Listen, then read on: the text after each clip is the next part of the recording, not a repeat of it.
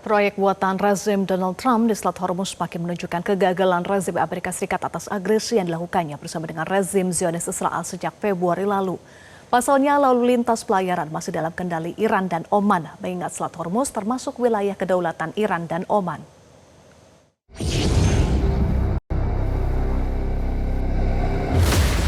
Dalam 24 jam terakhir, Selat Hormuz tetap sepenuhnya berada di bawah kendali Iran dan Freedom Project Amerika Serikat telah gagal. Laporan Press TV di Selat Hormuz sebelumnya menunjukkan tatanan baru telah dibentuk oleh Iran. I am here at the Strait of Hormuz, where a new order has been formed by Iran. You can see cargo vessels and oil tankers, some of them waiting for a long time since the beginning of the U.S.-Israeli aggression against Iran, and some of them waiting for Iran's permission to pass the strait. Para jurnalis internasional yang mengunjungi Iran untuk mendokumentasikan dampak dari agresi AS Zionis Israel menyaksikan situasi dramatis di selat ini dan membagikan pengamatan mereka.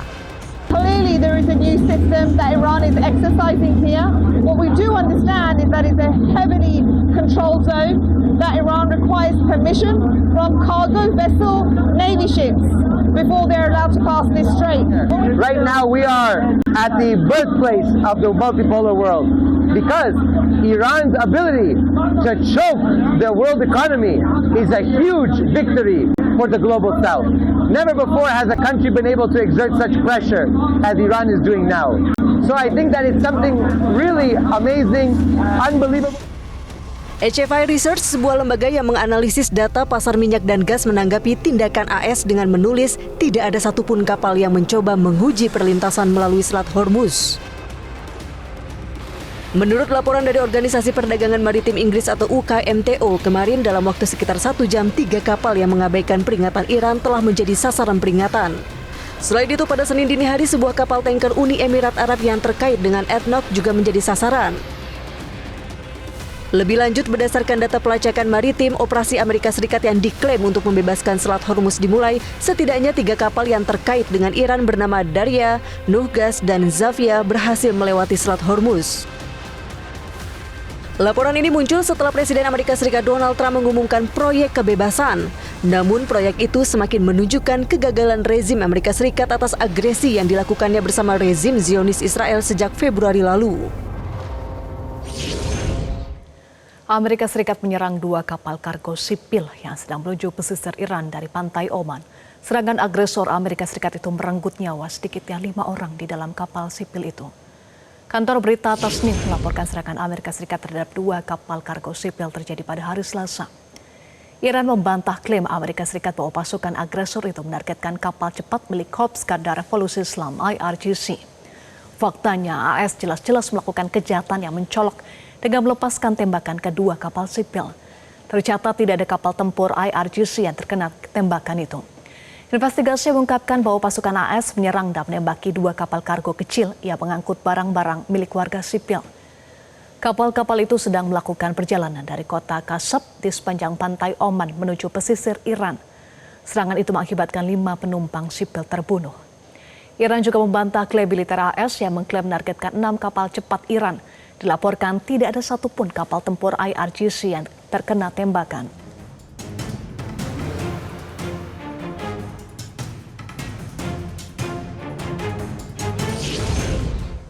Pemirsa, jelang pertemuan Menteri Luar Negeri Iran dan China, rezim Amerika Serikat seakan cari gara-gara dengan nekat mendekati perairan Iran. Meski gagal karena perlawanan Iran, apakah Amerika Serikat masih cari perhatian China, utamanya terkait dengan Selat Hormuz? Kita membahasnya bersama dengan praktisi hubungan internasional dan kebijakan publik Dina Prapto Raharja dan analis Timur Tengah Faisal Assegaf. Selamat malam Mbak Dina dan Mas Faisal. Selamat malam Mbak Eva, Bu Dina. Selamat malam Pak Faisal. Saya mulai dari Mas Faisal. Rudal Iran dilaporkan menghantam sebuah kapal penghancur militer AS yang mengabaikan peringatan dan nekat menembus Selat Hormuz pada Senin 6 Mei, Mas Faisal. Apakah ini membuktikan Selat Hormuz masih dalam kendali penuh Iran? Ya, memang benar, sampai sekarang sejak Selat Hormuz ditutup di hari pertama perang 28 Februari, Amerika tidak berani membuka paksa Selat Hormuz. Bulan lalu Trump sempat bilang bahwa akan membuka paksa tapi akhirnya meminta bantuan dari sekutunya, tapi tidak ada yang mau. Sekarang Trump dengan alasan proyek kebebasan demi kemanusiaan, Trump berusaha menarik simpati dari para sekutunya untuk membuka Selat Hormuz, karena dia mengklaim kapal-kapal yang tidak bisa melewati Selat Hormuz sekarang terjebak, dan itu mempengaruhi kehidupan awak kapal karena logistik mereka makin menipis, semakin lama mereka tidak bisa melewati Selat Hormuz. Saya kira ini menunjukkan bahwa benar Iran masih tetap bisa mengontrol Selat Hormuz, dan Trump seperti menemui jalan buntu. Pertama, tidak bisa mengganti rezim, kemudian juga tidak bisa melumpuhkan kekuatan militer Iran, dan ketiga, tidak mampu, sebuah negara superpower yang diklaim sebagai superpower dunia ternyata tidak mampu sendirian membuka Selat Hormuz. Nah, kalau saya melihat seperti ini, proyek kebebasan atas nama kemanusiaan, saya kira untuk seorang presiden seperti Trump, dia sudah tidak pantas lagi berbicara kemanusiaan, karena perang yang dia lancarkan bersama Israel terhadap Iran malah menimbulkan tragedi kemanusiaan. Di hari pertama saja ada 168 anak SD perempuan yang tewas oleh 2 peluru kendali Tomahawk Amerika Serikat. Ya, terbaru AS laporkan juga menyerang 2 kapal kargo sipil yang menuju Iran hingga timbul korban jiwa dari pihak sipil, Mas Faisal. Apakah ini merupakan tindakan provokasi AS untuk memancing pertempuran dan dimulai kembali agresi AS ke Iran? Ya, bisa dibilang begitu Mbak Eva. Selain itu juga ini bentuk frustasi dari Amerika, karena pertama Amerika tidak berani menyerang langsung kapal-kapal Iran, kapal-kapal perang Iran yang menjaga Selat Hormuz. Yang kedua ya, Amerika juga tidak berani menerjunkan kapal perang angkatan lautnya untuk membuka paksa Selat Hormuz. Akhirnya ya Amerika berusaha memprovokasi Iran, dan saya kira memang akan terjadi perang lagi, karena menurut laporan dari CNN, Israel dengan Amerika sedang berkoordinasi, karena Trump pun sudah mengancam kalau tidak ada deal atau tidak ada perundingan, tidak ada kesepakatan gencatan senjata dengan Iran, maka Amerika akan menyerang. Begitu pula dengan Iran. Iran sudah memberikan waktu 1 bulan. Kalau tidak ada, perang bisa terjadi lagi antara Iran melawan Amerika maupun Israel. Trump cari gara-gara di Hormuz, saat ini cari perhatian dari China. Mbak Dina, AS berulang kali khususnya Trump meminta bantuan China untuk membuka Selat Hormuz bagi pelayaran AS dan Zionis Israel. Mengapa bantuan dari China dianggap penting oleh AS? Apakah ini menggambarkan kondisi AS yang kian tertekan saat ini? Satu hal yang terjadi sebelum kejadian ini semua adalah bahwa Amerika Serikat sebenarnya terjadwal untuk berkunjung ke Beijing, berjumpa dengan Xi Jinping di akhir bulan, waktu itu bulan Maret ya, 2026. Dan karena sedang aktif-aktifnya dia melakukan eskalasi, waktu itu dia bilang nanti saja, ditunda. Dan sekarang waktu itu sudah mulai ditetapkan bahwa akan ada pertemuan di sekitar pertengahan bulan Mei ini di Beijing antara Trump dengan Xi Jinping. Bisa dibayangkan, saya membayangkan Trump itu sedang dalam posisi kewalahan juga ya. Di dalam negeri dia mendapatkan tekanan bahwa perang yang dia lakukan ini ilegal, bahkan sudah ditegaskan juga dari Kongres, meskipun situasinya itu boleh dikatakan nggak ada vote yang clear ya dari Kongres, tapi bahwa ini diizinkan lanjut untuk perang, tapi kenyataannya yang lebih sepakat itu adalah bahwa perang ini dianggap ilegal dan harus segera ditarik pasukan-pasukan dari Amerika Serikat dari Timur Tengah. Deadline-nya 30 hari itu kan. Nah, dengan berbagai macam cara sekarang Trump sedang berusaha untuk menjustifikasi bahwa ada sesuatu yang dia lakukan dan tetap menghasilkan sesuatu yang sifatnya kemanusiaan, yang menurut saya memang itu fasad aja ya, satu lagi-lagi manipulasi lewat public relations gitu ya, yang mengatakan bahwa hal itu terjadi padahal tidak. Jadi buat saya ini salah satu cara saja untuk dia mendapatkan wajah di sebelum pertemuan dia dengan Xi Jinping. Kalau faktanya sebenarnya Iran ini sedang berangkat menuju Beijing. Jadi sebelum Trump jumpa Xi Jinping, Iran sudah duluan akan bicara dengan China. Jadi menurut saya situasinya betul-betul menyulitkan sebenarnya untuk Amerika Serikat. Dia kalah strategi. Amerika Serikat kalah strategi. Ya, betul Mbak Dina. Menlu Iran Said Abbas Araqchi dijadwalkan melawat ke Beijing hari Selasa ini untuk agenda pertemuan bilateral bersama dengan Menlu China. Apa hal utama yang diharapkan Iran dalam lawatan ke China ini? Saya membayangkan mungkin ada 2 agenda utama. Satu itu pertama terkait konektivitas antara Iran dengan China yang mau dijamin tetap dibela oleh China.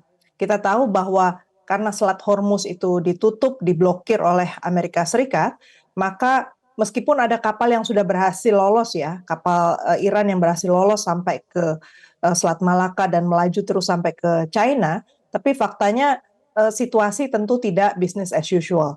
Nah, jalur alternatifnya yang sudah dimulai sejak pertengahan tahun lalu ya 2025 itu adalah jalur darat.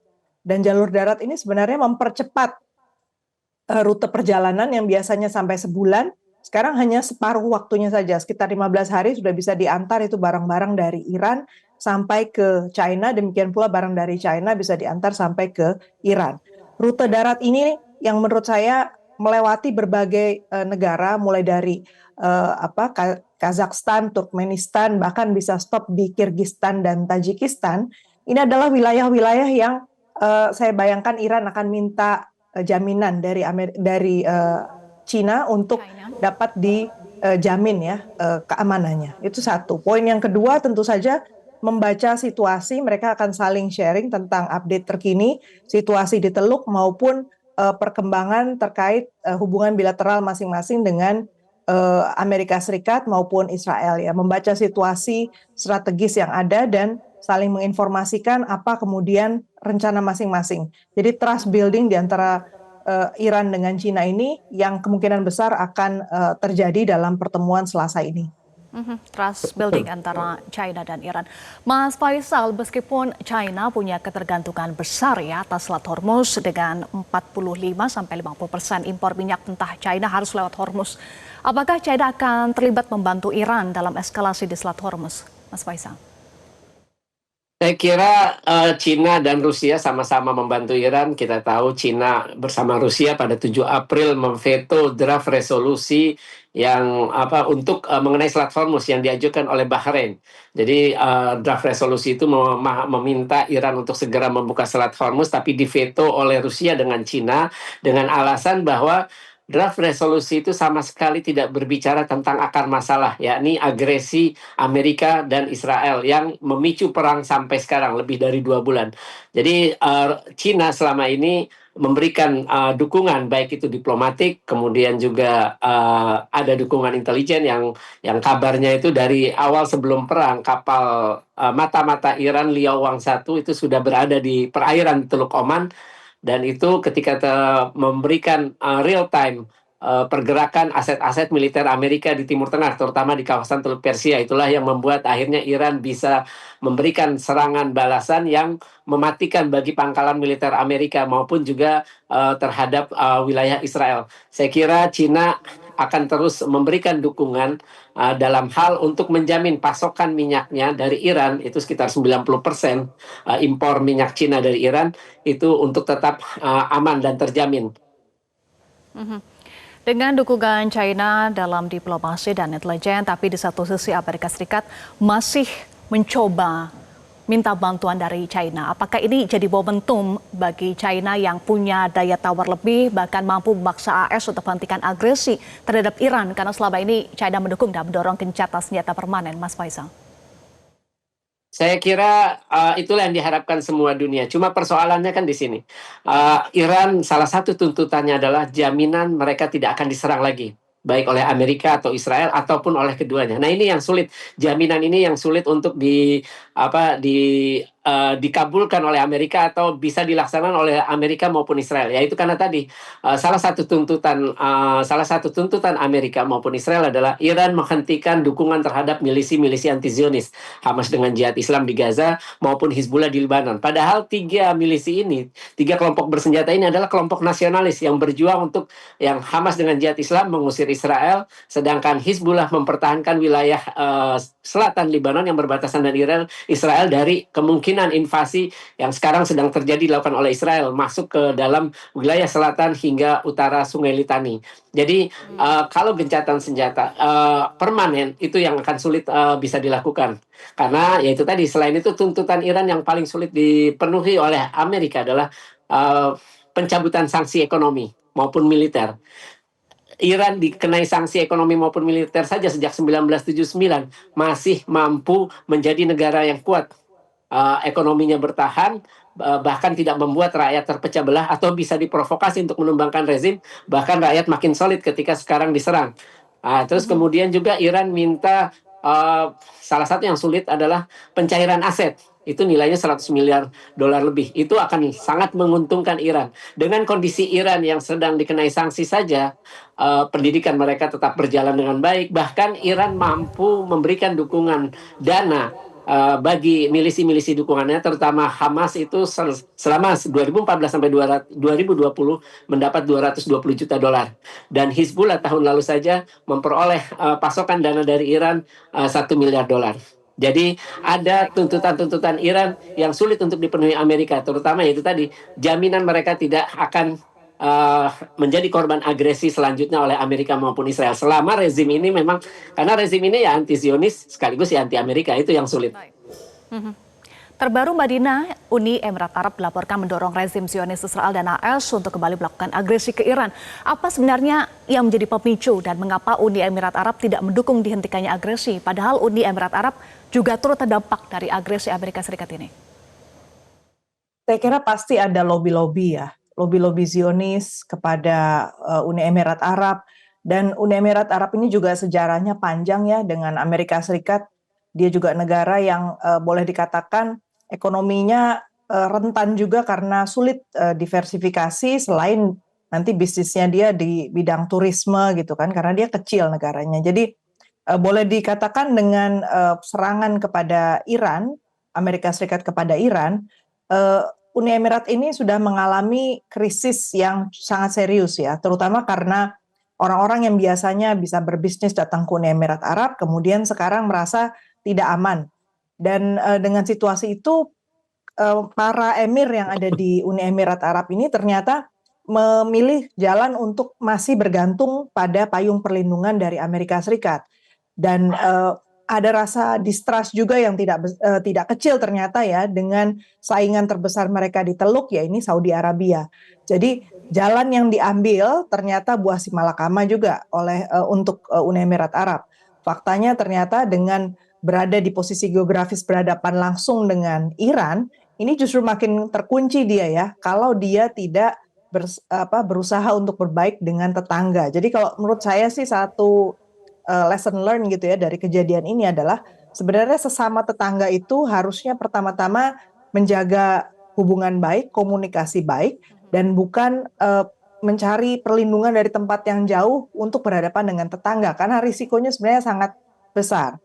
Uni Emirat Arab ini dalam situasi konflik ini menurut saya dalam posisi yang malah akan semakin sulit, dan dengan dia membiarkan dirinya dimasuki oleh kaum Zionis, nanti risikonya justru nanti dari negara-negara tetangga lain di Teluk itu juga bisa jadi makin keras ya kepada Uni Emirat Arab, apalagi dia udah keluar dari OPEC. Ya, baik. Terima kasih untuk analisa Anda Mbak Dina dan Mas Faisal sudah bergabung bersama kami di Prime Time News. Jelajahi cara baru mendapatkan informasi. Download Metro TV Extend sekarang.